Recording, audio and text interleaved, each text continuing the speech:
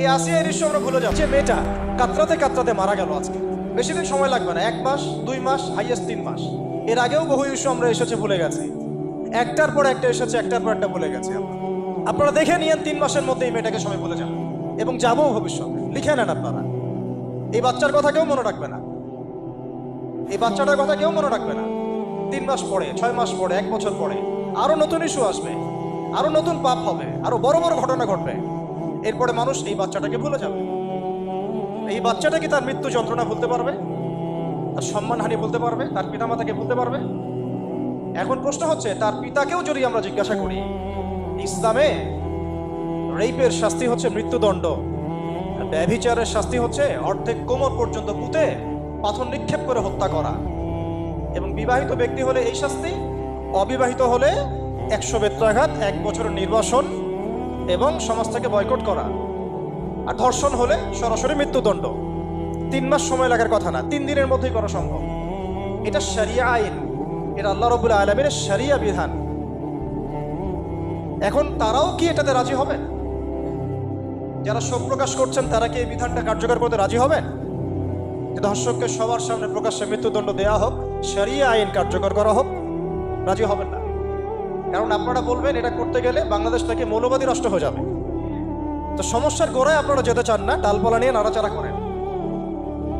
জেনা ফ্রি মিক্সিংটাকে উন্মুক্ত করে দেয়া হলো, ছেলে মেয়ের অবাধ বিচরণটাকে উন্মুক্ত করে দেয়া হচ্ছে।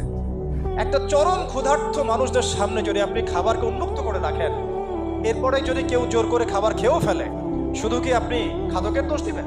পুরো সিস্টেমটাই দায়ী, পুরো সিস্টেমটাই দায়ী। এখানে আপনি নারী পুরুষকে অবাধ মেলামেশা দিয়েছেন, ফ্রি মিক্সিংয়ে দিয়েছেন, একদম ছোটবেলা থেকেই, স্কুল লাইফ থেকে, কলেজ লাইফ থেকে, ইউনিভার্সিটি লাইফ থেকে, জব সেকশনে, এমনকি রাজনীতি করতে গেলেও কর্পোরেট সেকশনে, ব্যবসায়িক সেকশনে, অফিস আদালতে, সব জায়গায় ফ্রি মিক্সিংকে অবাধভাবে আপনি উন্মুক্ত করে দিয়েছেন, আমরা উন্মুক্ত করে দিয়েছি। এর উপরে ছড়িয়ে দিয়েছি পর্নোগ্রাফি। পর্নোগ্রাফি সবার ফোনে ফোনে। পর্নোগ্রাফি দেখতে থাকলে একটা মানুষ বাচ্চাকে না, কয়েকদিন পরে পশুর সাথেও জেনা করতে পারে। যদি সামনে দেখেন যে মানুষ পশুর সাথে জেনা করেছে, আপনারা অবাক হতে পারেন, আমি অবাক হব না। কারণ পর্নোগ্রাফি মানুষকে পশুর সাথেও জেনা করতে শেখাবে। বাচ্চা তো কিছুই না। এর উপর আছে বিবাহ বহির্ভূত সম্পর্ক, ব্যভিচার, জিনা, ফ্রি মিক্সিং, ভ্যালেন্টাইন্স ডে এর মতো দিবসগুলো পালন করে ছেলে মেয়ের অবাধ মেলামেশা।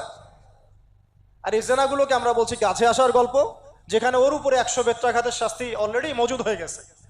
আর কতগুলো যে জেনা হয়েছে এটা তো আল্লাহ পাক ভালো জানেন। একটা দুইটা তো করে নাই, একটার পর একটা চেঞ্জ করেছে। বিবাহিত ব্যক্তি পর্যন্ত অন্যের স্ত্রীর সাথে জেনা করেছে। আর এটা তো ধর্ম তো অনেক বড় বিষয়, ধর্ম তো অনেক বড় বিষয়। এটা তো একটা মানবতা বিরোধী অপরাধ।